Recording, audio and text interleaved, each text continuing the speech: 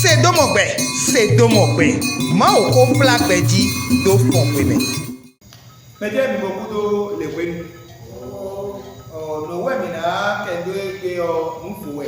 Dai nwa no sedo alondo ko sedo gamiton sekoja. Modole ebiodo ni buzo aja no le pere endo mi kuna do we ezomo. Mi ro mi o we. Amo we mi na dodo azanga gbe jawe yo ewe mi moro enyo do mi do ene do igbe mi mo do dada mewe ede bo ina suro bi government o mi so ma ko ma ton do bi be mesi ma ta we government ni o mi amodole ma o fodole sunwo najo meji toton ledo bona wa ite do yo mo mo yeme wele na kusu asukodo asipo bo ina ya gbasaro po no ko ti ro fune bo nu mi bi o Fongbé me o mi no si kuno mo nkunu je ukanjia lo mere na o ti ye egbe on ino camera fi teji bero eji de sun Jadi mu merevi na otrelo asano ko hene sumu ela o pe gba o era hene le boy sumu alo hene yun lo ma o me mi se français pe o le do mo yo o pe fo eno do sumu na sumu o suwe sumu ko yin ozie Fongbé fo eno dona mo je ne ro pe si pe me one Fongbé me ro mo yo no ozie o Fongbé fo eno dona ro français que me Fongbé fo eno dona ro plesi be me ero mo Fongbé me o le edogbe yo mezie ewe rio ena dasu alo ena dasi toche ma do ko me masu mi ebo kasa kona esi kudo mi do asina dawe me ma jija yin esi kudo mi aso bidakon epe wo jija yin wo ja so bidakon Egege no le asididao le atomatenu video e kon ru baba lawo magani me yo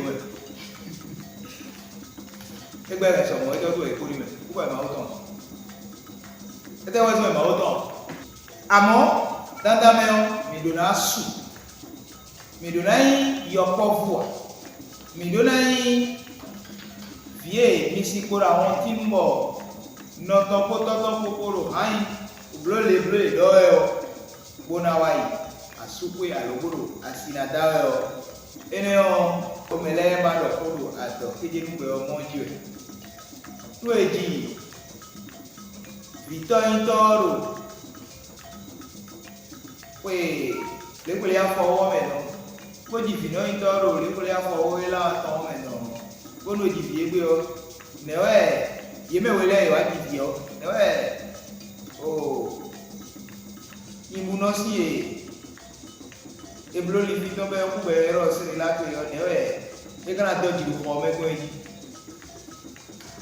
ko de la mo be dire ye bi rei vie un ero vie ele na ta idea un mi do na zi pere ko do na su pere do gbigbo mebo Wajobo medida ko ina bio ndo sedo gamiton mone mo egbe mi na kendo le e ka he na suro gbigbo memo mi na kendo mo toto Sédomongbè.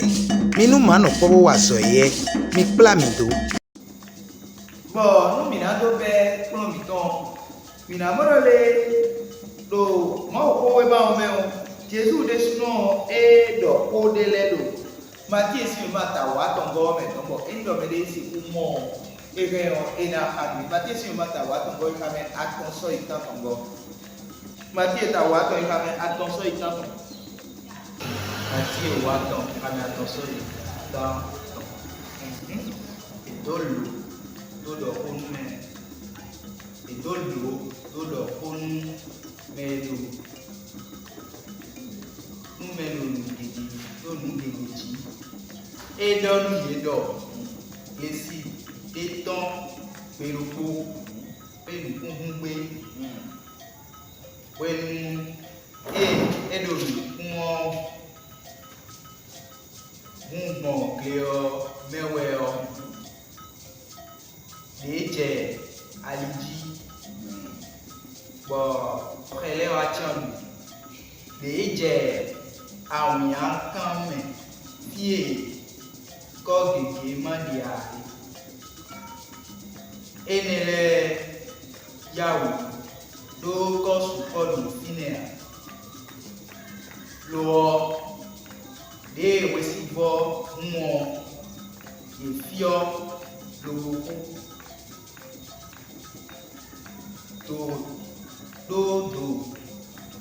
do eton do awutu ebule je ndon bo nle o vumblai ebule je aikunba dagoji edele o go sin ganji bo nkunde na mo nkoton to nkan we ko ibona mo nkoton to nkan de ko ebule na mo nkoton to nkan bona do sutana ezudo mais to bona do sina ido to aussi bon mais vous allez pour nous prendre le 23 kumba dagbeji nkunleje bona sisegidi o kweyin me se ahosu dudu auto sinko komo njeme e onjeme ero na sise bo ino na mon koton to nu kan we ko de kan na mon koton to nu kan de ko devo no le na mon koton to nu kan amen o fiere o ni moro le nyale inu kunwe bo unu ko fufo ile de aliji to lo te to me o elewa ya de tono kwele awon yenye mako elewa lo wa chia ine lebu de voleje aligio de voleje fie koma support ya yo ko ewu no lo ya ofio de botion fie un kale de yo eje lo go mu go lo un blebo eso nǹkan òjò tán ewájẹ ẹkúnmà dàgbèjìbọ fíẹnẹ ọ ewu kẹrẹrẹ à ẹna sísẹ gba ẹsọ lóko lè ọ lóko náà sísẹ gbà wọn débò náà kàwé kò bọ débò náà kàwé kò bọ. Jésus do titi merole do ikame kon kwa tongo merole ena ba kande kokodo kawe kokole o le homo do emelesi lobo eje aikada bebe bo Yesu na ewe bo ogbe ni o ewa pa bolu yere njaka no ko yo glesi no po ewe wonu ti eje fi enele bi yo glesi no po ewe glesi bubo ya we Coba de lege aliji. De lege nkame. Devo je fie koma supori ali. Coba devo aije. Ai kuma da bi. Kene mablo do koy. Wego dege kuma da bi ile amai jinu ku to lo poje no jinu ku no fine this way. But dega so de leo ena gba. Bade kona kale ko, bade kona kanwe ko. Ngana na ya bo mechi. Ha? Isi. Emoro ai kuma da yo. Ene na ero leni kuma da yo. Bode le ti mo fena balo ko na. Isen ko. Ego ti mo fena balo na. Isen pa. Ego ti na balo na.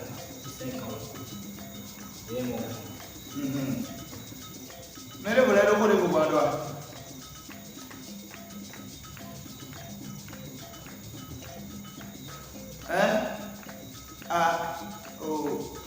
Kau cina ya, kau tahu boleh le. Kau cina ni, kau tahu. Mana kau cina ni? Ni kau tahu. Tadara kalau ni asing awak tu kau pergi buat apa ni lepas ni mana? Tengok. Ini orang yang ya asing tu kau bodoh.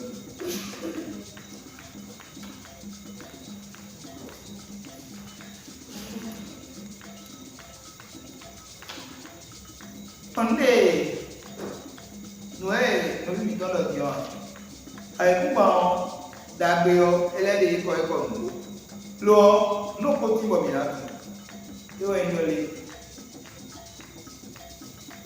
ai kuma da gbe wo mai da gbe wo nunu ogbe wo no na senje we o sise on ba we ma wo de jobo mi na lo na bi de se e ma na le de se gba le ma de na gba de na ka de ko e wa bi do mo de na ka we ko kere wa da gbe ni iro mo enigbe na sise nye o to che o glega we no yelelo glezo we no wa bono kono gle le mele we no to gba de to be yo ino yo mi we no to ayi kun to be no yo mi bo tọ́jú ọ̀pẹ tó mọ ìlẹ́fọ́dọ́ jẹ èèyàn òun ń bọ̀ èèyàn jẹ̀dẹ̀ èèyàn dákínà ọ̀yà jẹ̀dẹ̀ èèyàn tó lónìí kọ́ ń bọ̀ ẹni wọ́n tẹ̀ mú sùn fúlófúló wọ yóò jẹ̀mọ́ kọ́tọ́ lẹ́kọ̀ọ́ nínú bọ̀ tó ń gbàdélẹ̀ ekolo tó jẹ́ ń gbàdélẹ̀ bí wí jọ̀bọ̀ gbàdélẹ̀ kí wọ́n yìí gàkà olólólólólóló náà sísè débò àìná náà gbàdélẹ̀ ìgbóhùn yẹn wọ́n fẹ́ lè rí àyè Devo le ti muro na wana kata dele. Devo le ka tipo. E so lo boy ka o lo kere no ado. E no ado affording. Lo botinho, lo botinho po, lo botinho ya lo aton lo po. Lo e me je lo poje ga do na. No poje pa je. Allo? De pa no e jo pe do ye ko ya. Ni.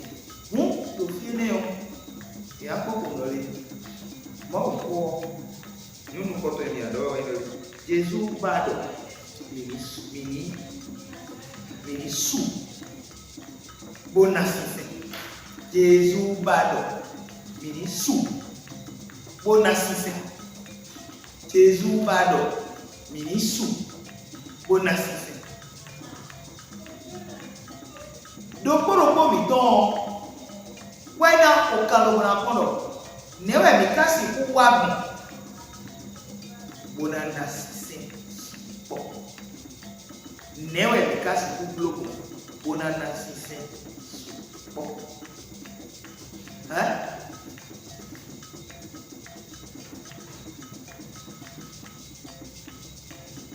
chomi na nido na kamero ete kai susu do gbigbo be bom na ro ko mo susu do gbigbo me o ejiri alidewewo enomledo bono motemo su do bibi metome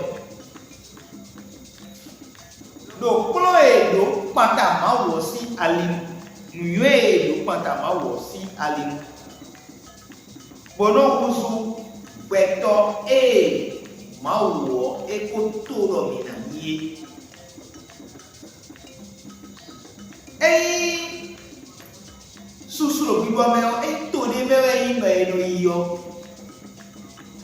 e ya ni e we no we me no mleo vie no do me so ye o e we nu bibi bi to me o mi na yo nu ni deji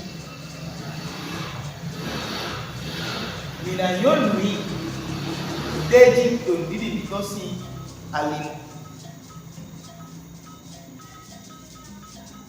bo nu yue je nu yue ji nu mi o beto alopa e ma o ba do mi na yin mi na wusu beto mon koton mi na je beto mon koton yi peli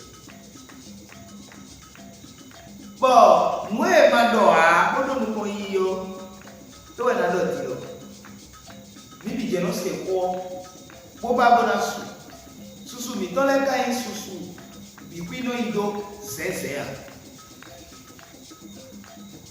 ezombo mi do na ku mata no vi to le era mo te ko be tun we lo a ni a tun ga yi lo le Jesu lo ko ni ko dem do jansi mata kan go be ero well me ploto da ko Israel do we ba ka tun ni le ado adia me ploto da ko Israel do ni ko dem ma tun le ni wa le bojo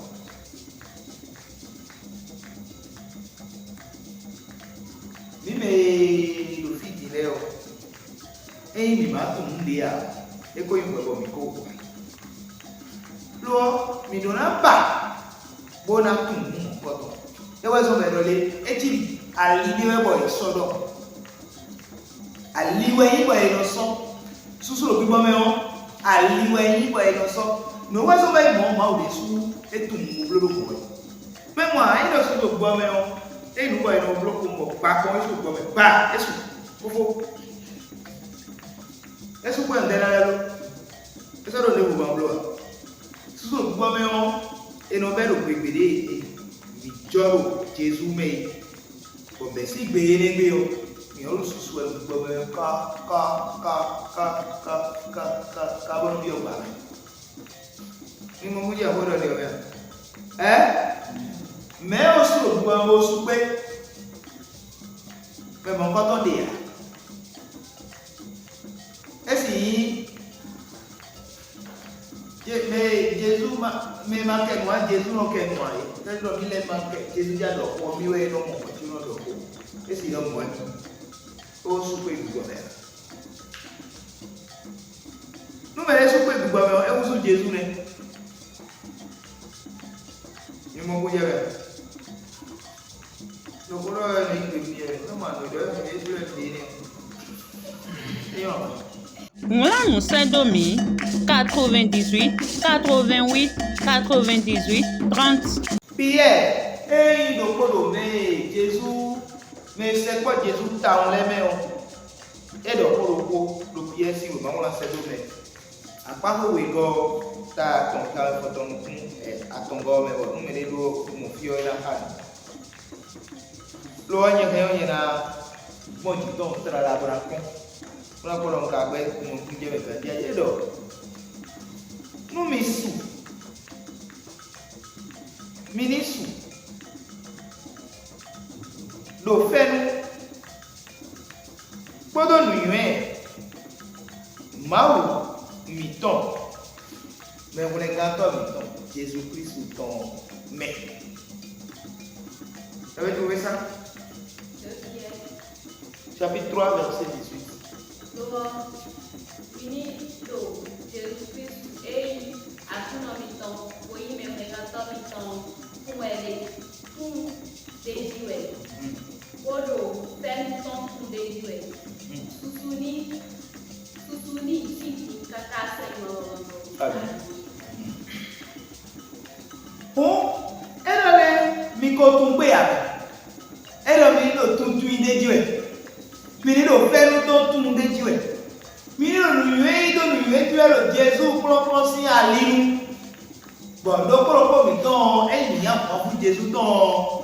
Mais, clé sur planton. Il est. C'est un peu voilà. À ce moment-là, il y a. Mais il y a un plan de vie. Mais bien, il y a un plan. Ah, ce plan de vie, vous voyez. C'est un plan. Ah, nous devons nous montrer. Nous devons nous montrer. Bon, nous avons beaucoup de l'élément à la maison, mais nous vivons dans. Nous, aïe, ce plan, nous avons un bloc.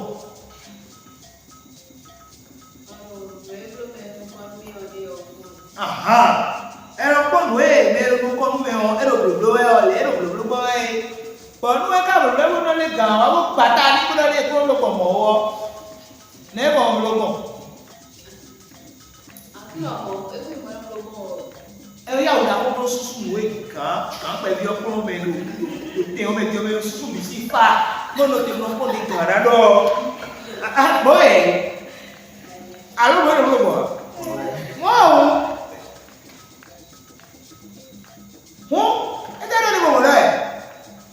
Jésus a mis le bénéfice de l'air de mon Jésus a pour le pont.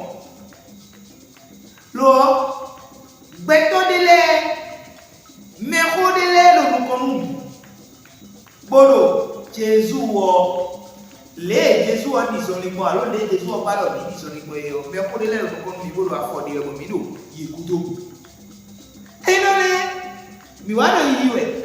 Pour le moment, pour le corps, à faire des mélos. Et Jésus est grand, quand il y a un beau, pour Mido, à son pécan, pour le nous allons aller. Et ouais, moi, pour elle, un bataille, mais pas mal, et le bloc pour moi, on est mis à bloc. Il y a un beau sous-sous, nous, mais où est néon, et au dos, à l'eau, oh, à mon aller. Moi, et non, à bon, mais il y a un beau sous-sous, bleu, beaucoup de gants. Alors, ouais.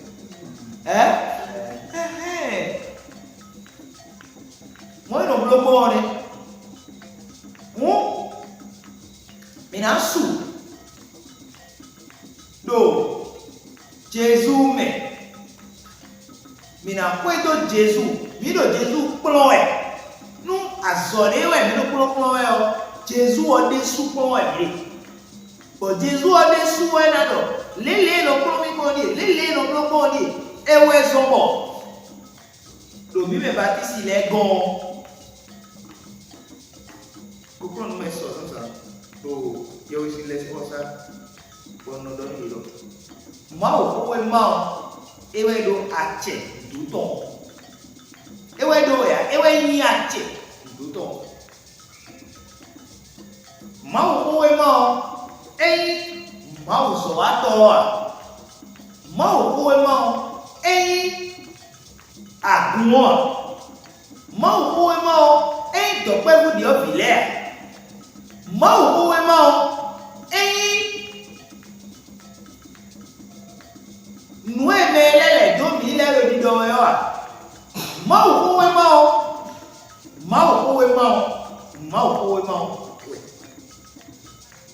Qu'est-ce que j'ai dit? Je préfère parler français pour que vous compreniez encore. La Bible et non le pasteur est l'autorité finale du croyant. La Bible et non les circonstances est l'autorité finale du croyant. La Bible et non l'Église est l'autorité finale du croyant. La Bible et non le monde est l'autorité finale du croyant. La Bible est l'autorité finale du croyant. Si le responsable laisse la Bible de côté et commence par faire ce qui lui passe par la tête, considérez que Jésus a commencé par lui taper la tête. Effacez ce qu'il a commencé par enseigner à partir de cet instant-là, de votre tête, et suivez le guide. C'est qui le guide?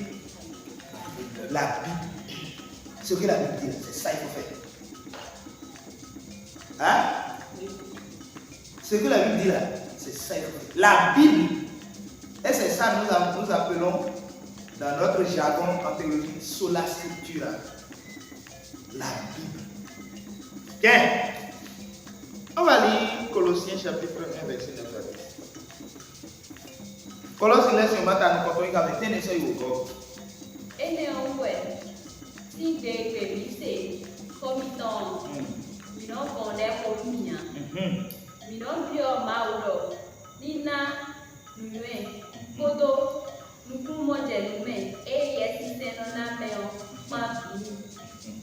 Bonne, minant, tu l'auton, qui t'est arrivé. Élément, minant, si vous n'en avez les, à vous n'en trouvez. Bonne année, et non, nous pouvons, mais we binu. Et non, nous pouvons, mais we binu. Minano wa, nous, d'agre, temele. Bonano, do, ma ou tout les dieux. N'est qu'on va bon. N'est qu'on va bon. Bon, on va nous d'agre. Peut-être des bons, nous d'agre, et au moment où tu tombes, et nous n'avons pas d'agréo. Peut-être mon temps là. Mais il va y avoir un temps. Pour nous, il m'a aussi on a mais. Tu vois, nous, ouais, vous mettons, et là, notre beau, ma ou somme, il sort vous des poètes du journal. Nous pouvons vivre dans les vies, Jésus, si, où est-ce donc, il met le tolère publicité avec moi. Écoute, vous avez souvent l'air ton des soucis. Bon, ben, c'est béné, ben, ton, et des sous-outils. Bon, ben, c'est béné, ma ou sort à l'île pour le bon. Il a le sous-souper, il a le sous-souper. Si on est là, on est rap gris.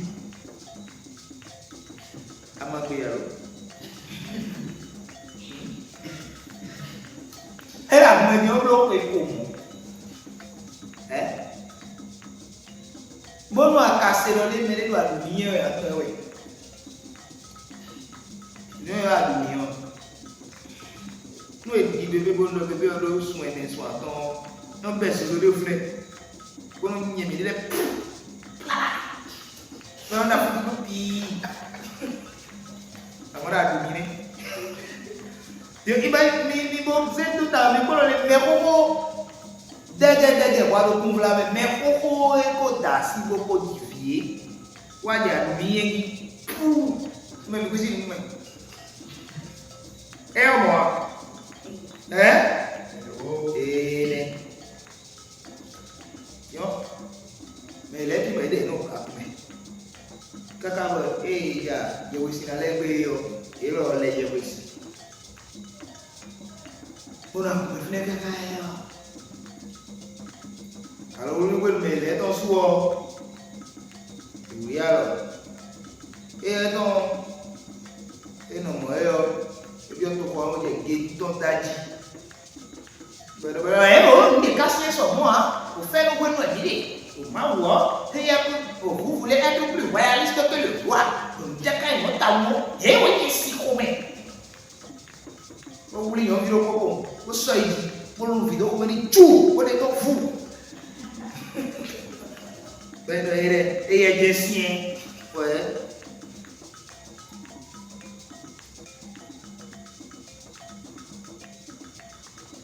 Les plateaux à pour le bon. Miwe lo ma obodo mata mero a frele ne agobo e ma wa bunya zo to ene ye ko do lo ne o ko ifile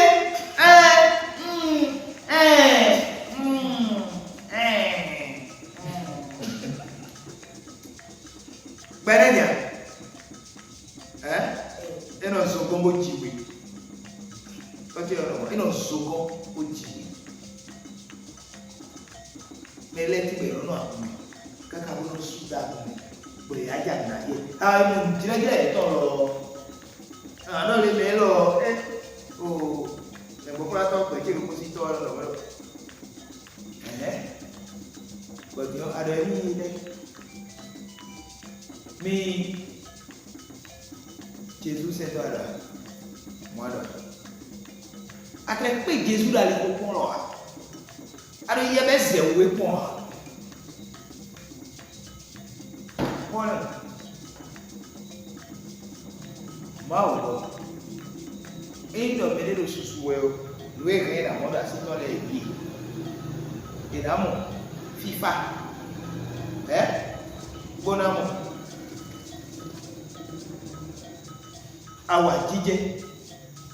Kome niyan. Fida ka nene. Bala ti lẹ sí o ma. Sa atongo ikame. Nabi? Baptiste de Ouèdo. Ikame nabi e? Ikame konukun eso yi. Konukun a. Ouèdo tole o. Lo eje mi mo diro me de si o. Eno mo lo me ne ti mo. Eje susu dilo. Gome. Ele katibo. Eje susu di pere ko. Eno le wo gobi, bono pobi. Me ga tno le nu ablo be se wo jije ka deno lo. Alors nous, mi jago se do. Nous mi so bolo afo so wo de go. E ka do jogun de me ke, jogun de me, ma pa be go. Tell you. Na da. Mais là, tu m'as dit que tu peux me dire, ah, ouais, c'est ça, tu peux yo mon nez, tu le bon. On fait deux. Tu me dois aller. Oui, malade aussi, hein. Les aussi. Moi. C'est quand même moi. Et moi. Sédomongbè. Mi nu ma no pobo wa so ye. Mi kpla mi do.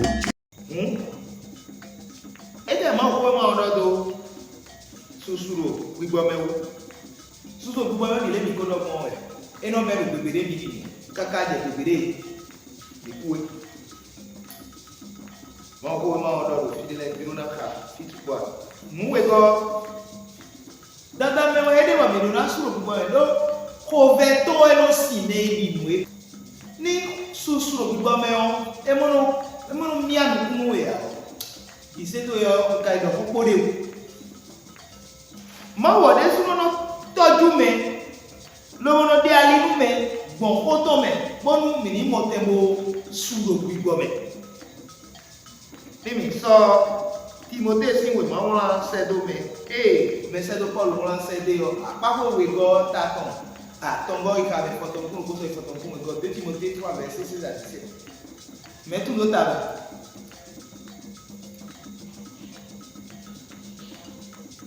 il y a déjà des places.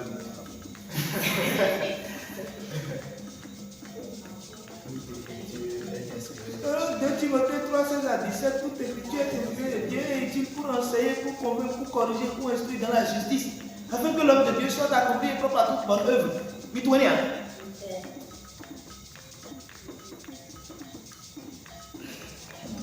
J'avais fait.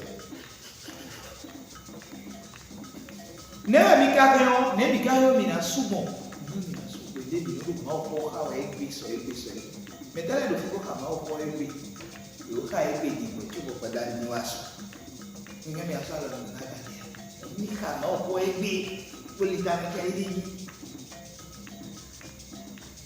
eu não comprando me kalewa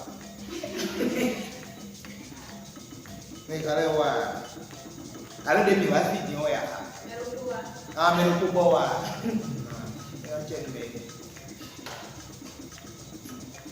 Nunca vi a lei te wazo mbaka nyenka do tambe ma ndi fo egbe wa o nu nga do te jime wa sika gbiri ala mo ko mi go la mo ndi fo egbe wa nu ejo a de fo gbare ko mo asije je be abigo ko fi ti be ko susu ko be we supo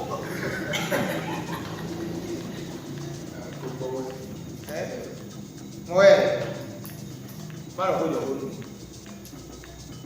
cameo, kai ko ko ko ne je no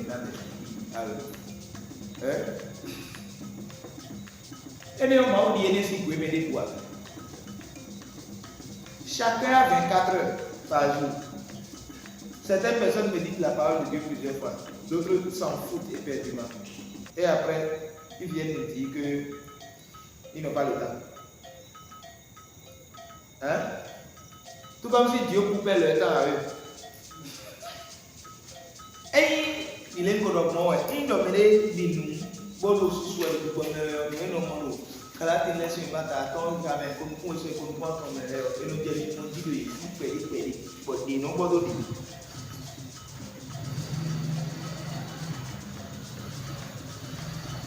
ono me kati bon e je suis du do me mi amara le ma o 6 ans quand do ma o 6 ans ina yi kan deji esa ro tina no kolo mais le pachenu et moi au lit là et il va bloquer tout ton tu vois et bien il donne quoi tu finis on peut pas finir mais le bon pour me couper si 1er janvier que ça va se soir mon boy a le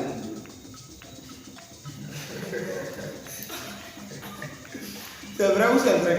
C'est vrai. Et c'est le bon pour me le couper. Et quand il est là, Jésus flèche nous tombe là.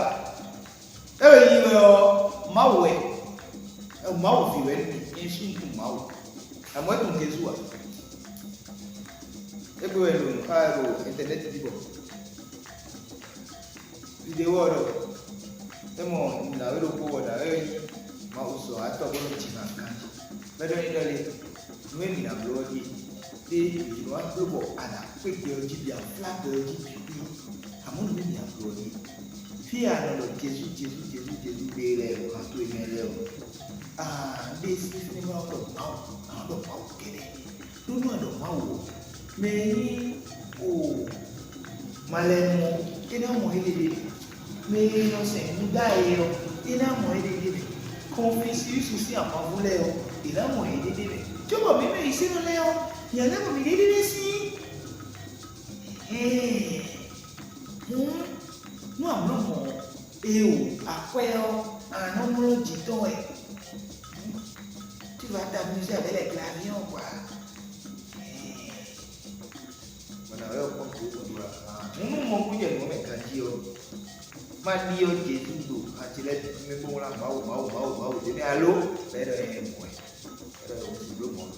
Dieu c'est même autant. Il va nous sortir les dates. Il va y être en l'air. Et c'est même comme nous Jésus est là-dedans. Il est bon. Après, mais à deux comme un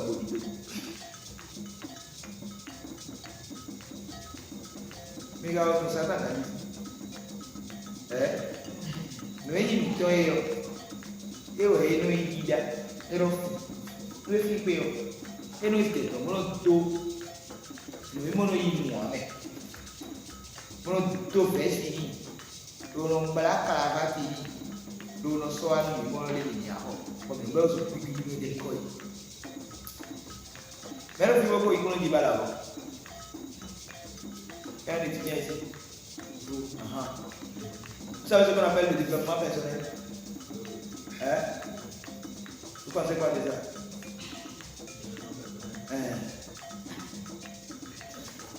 il faut le développement personnel n'est pas un moment. Il faut parler.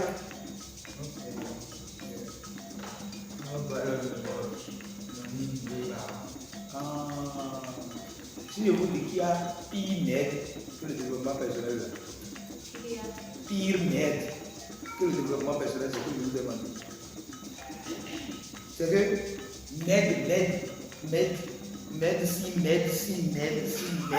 si à l'exponentielle, si cardinal fini. Pour un développement personnel. C'est-à-dire que c'est un désordre plat. C'est-à-dire que le diable est venu voler ce qui est à nous. Il a inoculé du venin dedans. Et il est venu nous vendre ça à prix d'or. Et nous courons pour aller acheter. Désordre. Comment tu m'as quoi? Désordre. Désordre bué. Désordre bué. Fidèle, merci. Je suis. Tu es mentionné. Allô? Tu es mentionné. Je suis le maître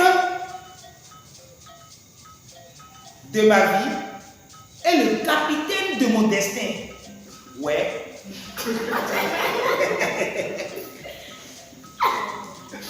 Hein? Je suis le maître de ma vie et le capitaine. C'est quoi? C'est-à-dire que c'est impolitesse caractérisée, quoi. À tout le monde dire. Toi tu connais ta vie, toi tu connais ce que ça veut dire, toi tu sais d'où ça vient, tu sais où ça va. Mais c'est toi qui dis je suis. Le dernier doit s'attendre des filles qui a 6 heures de mes filles. Et moi, tu vas tout bien faire. Et on va prendre des gars. Moi, je l'ai pour la cravate, on a besoin. Devez la planète, ça est. Un thème gonflant. Qui ne veut rien. Le vrai développement personnel. Tu as dit quoi?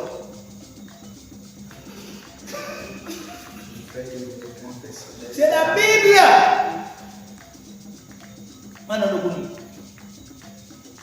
Il y a 8 ans, j'ai obtenu une bourse pour aller aux États-Unis. Ah oui, hein? Comme vous me voyez ici, là, je suis rentré dans l'avion. Ah, mais c'est pas n'importe qui, hein?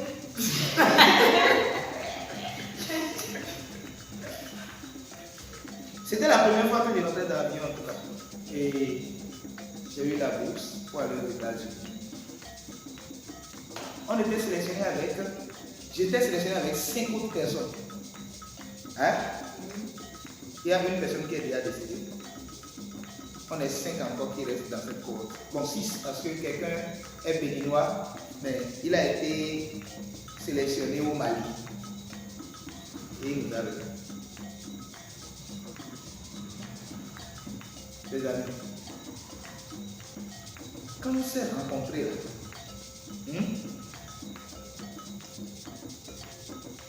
tout le monde, il me dit, quand il raisonne, je raisonne, il dit, oh, tu as fait JCI? Je dis non. Tu as fait Rotara? Je dis non. Tu as fait Rotary? Je dis non. Il dit, tu as fait quel club service? Aucun. Quand il raisonne, je raisonne.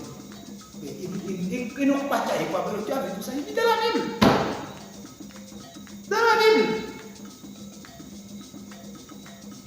Dans la Bible. Et là, maintenant, il n'y a pas de mais là, on a une conférence de cours en 5 minutes chrono. 5 minutes à 10 minutes chrono. On a une conférence. Comme là, on a fait. Quand j'ai préparé mon anecdote et j'ai envoyé, c'est en ce moment-là que Aurélie me dit, ah, tu as utilisé la stratégie de storytelling. Ah, moi, non, toi. Mais ce que je sais, c'est ce que Paul a fait dans Actes 22 et dans Actes 24. Et c'est ce que moi-même j'ai fait. Mais donc, on va vous apprendre la stratégie de mobilisation. Comment haranguer les gens pour que les gens puissent venir faire ce que tu es en train de faire. Bon Dieu donc. Mais alors, il y a 3 pas. Me, as, now. Moi, nous, maintenant.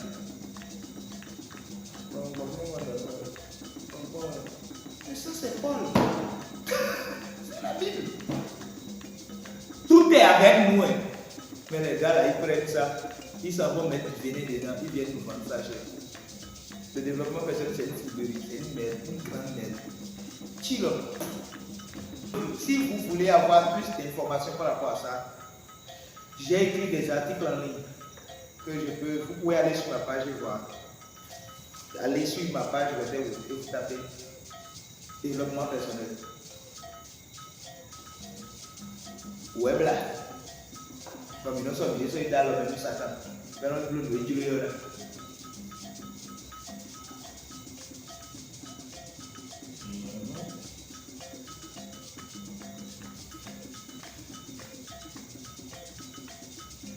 je viens. Donc, c'était dans les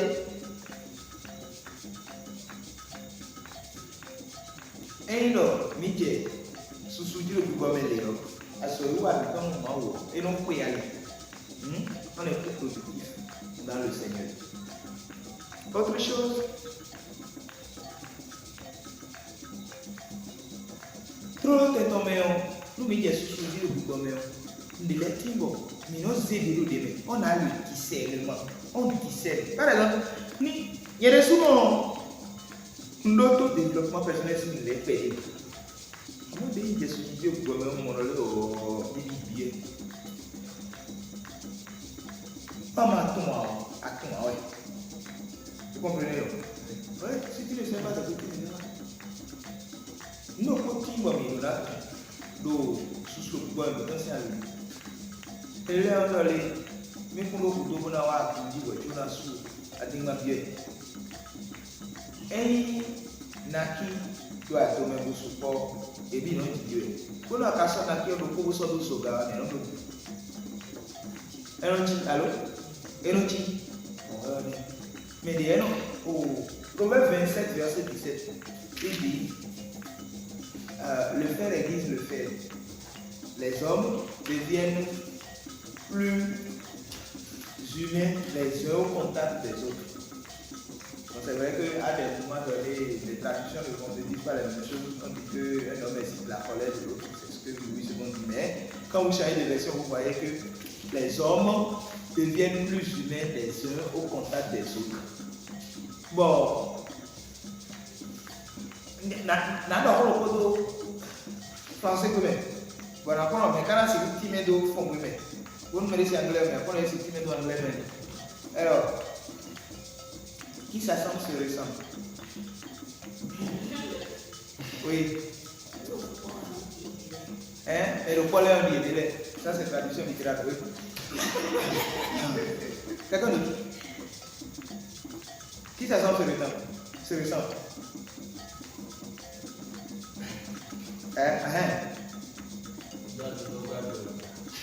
Ah, il va te tomber à Joël. Oui, mais ça, c'est. On appelle ça la modulation. Ouais, autre chose. Le fond a quelque chose pour dire ça. À toi, on a trouvé.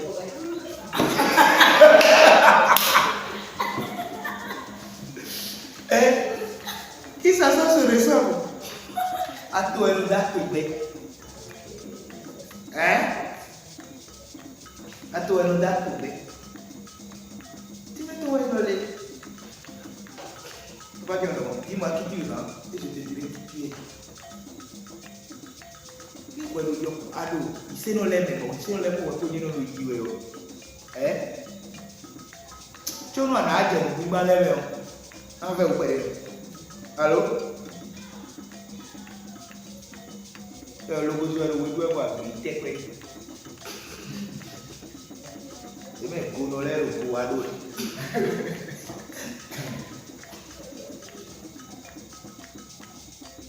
Honnêtement, ce n'est pas pour nous glorifier, mais j'ai beaucoup voyagé. Et je voyage toujours sur opportunité. Tous mes voyages là, je n'ai jamais payé le billet d'avion moi-même. Jamais. Je n'ai jamais payé moi-même. Parce que j'estime que si je trouve l'argent là, ce n'est pas billet d'avion que je vais payer. Il a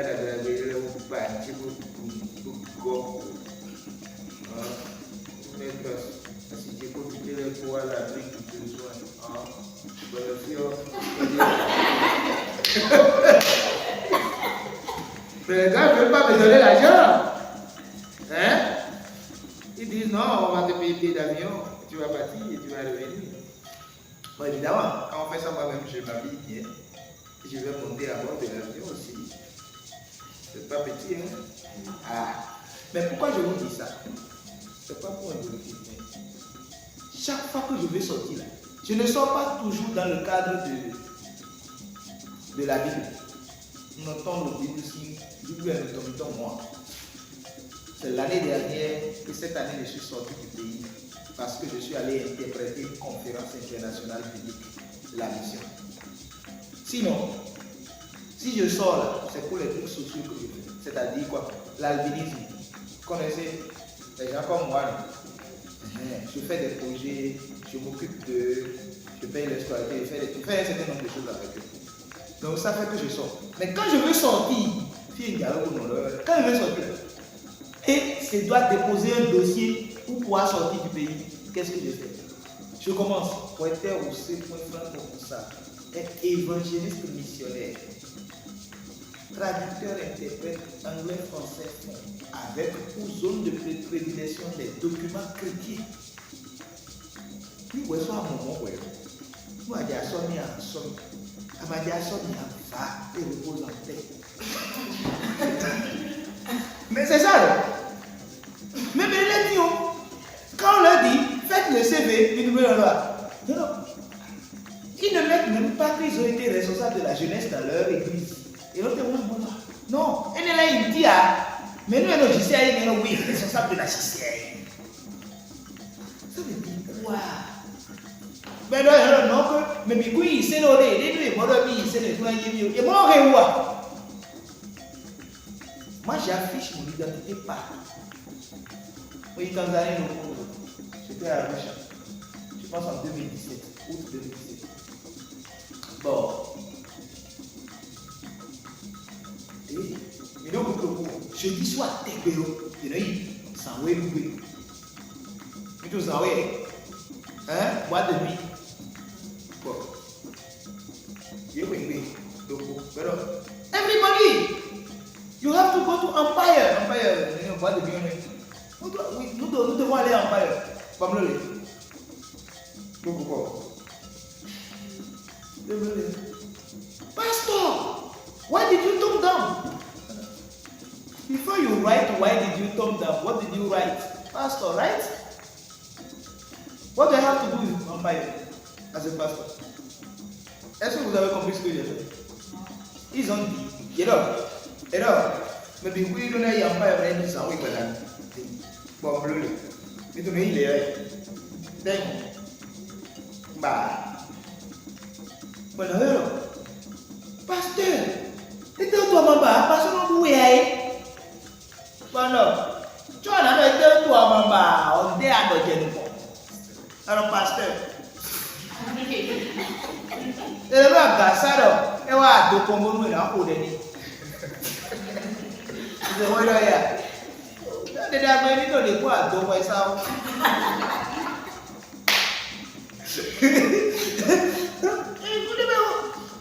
C'est ça.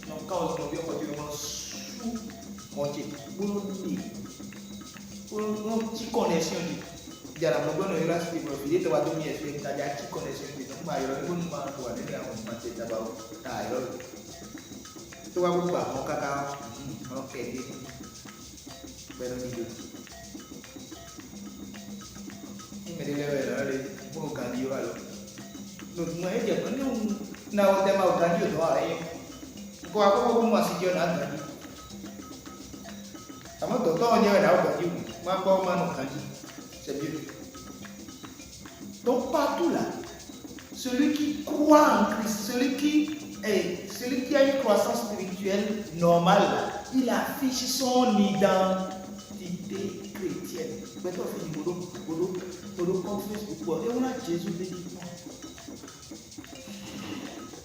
Et on l'a dit bon, alors état n'a pas tout. Donc c'est non. Nous disons moi moi. Nous présentation qui a donné bon nom. Voilà. Je suis un féru de Jésus, c'est-à-dire que non, nous voyons tout le monde, tout le monde, nous Jésus, on dit mais Dieu, mais pas je dis toujours Jésus. Nous maman bah on y a des abonnés, mais il y a au profit. C'est ça. Bon nous mais là c'est pour la bonne à les bon à des messieurs de tout dire il a dit que c'est nous quoi allô bon nous les non wa bon non les bi wa blé wọ́n yẹ sọ́nà ọ̀dọ́ nǹkan ọ̀dọ́ mi yẹrẹ ìṣe náà wọ̀nyí mẹ́ kò nínú àṣà àbúrò ẹ̀sùn mọ̀ yẹn búrò yóò méjì lẹ́nu ẹ̀mí náà ṣẹ̀ṣẹ̀ pé ní ìlẹ̀ àdó ní ìlẹ̀ ṣùṣù òkúgbọ́ mẹ́ ní dàbíwẹ̀ mọ́wọ́ màgbọ́mọ́bọ́ ní sùwẹ́ ní ìnáwó ní mọ́wọ́ ẹ̀mí ìnáwó mọ́ ni mọ́wọ́ dé sínú bá lọ́mọ yìí sùrù òkúgbọ́ gbọ́dọ̀ ní káwọn náà sùwẹ́ òkúgbọ́ mẹ́rẹ̀ wọ́n á tán ní àdámọ́ mi lọ́wọ́ nínú ọ̀tàn ìpolówó ọkọ̀ wà pọ̀ ìlànà pọ̀ níwò ìgò ìlànà pọ̀ fún àtọ̀kọ̀ ìdùnnàjò àkùtọ́lẹ̀ dídò lórí ìjẹ́ fòsúọ́ nínú ẹ̀ fòsúọ́ àwọn anẹ́wọ̀n nínú àbí ẹ̀ lọ́fẹ̀ẹ́. Oui. Bon, vide, oui, fleur, alors il dans une ovation le beau bas, le pot de quoi dans le jet fou. Vous voyez nous pour cabo. Ce sont d'acier. Nous mi mana jet fou sous à autour. Mais il m'a dit dans les tout. Bon nous paye notre douleur. Ini sino lesi be wene mo susu gbọdọ ina mlẹ alidabi sọ pé ìwọ gbọdọ lọyà ṣùgbọ́n ní kéde nítorí ìbá kábí ọ.